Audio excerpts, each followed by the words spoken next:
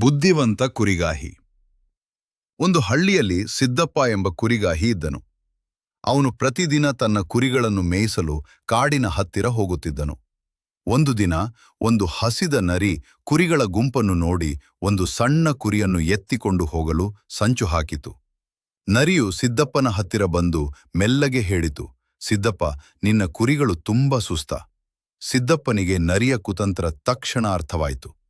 ಅವನು ನಗುನಗುತ್ತಾ, ಹೌದು ನರಿಯಣ್ಣ, ನೀನು ಹೇಳುವುದು ಸರಿ. ಆದರೆ ಆ ಕಣಿವೆಯಲ್ಲಿ ಒಂದು ದೊಡ್ಡ ಹುಲಿ ಕಾಯುತ್ತಿದೆ ಎಂದು ಕೇಳಿದ್ದೇನೆ.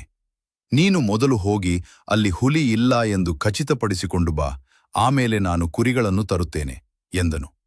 ಹುಲಿಯ ಹೆಸರನ್ನು ಕೇಳಿದೊಡನೆ ನರಿಯು ಹೆದರಿ ಅಲ್ಲಿಂದ ಕಾಲ್ಕಿತ್ತಿತು. ಸಿದ್ದಪ್ಪ ತನ್ನ ಬುದ್ಧಿವಂತಿಕೆಯಿಂದ ಕುರಿಗಳನ್ನು ಕಾಪಾಡಿಕೊಂಡನು. ನೀತಿ: ಸಂಕಷ್ಟದ ಸಮಯದಲ್ಲಿ ಗಾಬರಿಯಾಗದೆ ಬುದ್ಧಿವಂತಿಕೆಯಿಂದ ಯೋಚಿಸಿದರೆ ಎಂತಹ ಸಮಸ್ಯೆಯನ್ನಾದರೂ ಎದುರಿಸಬಹುದು.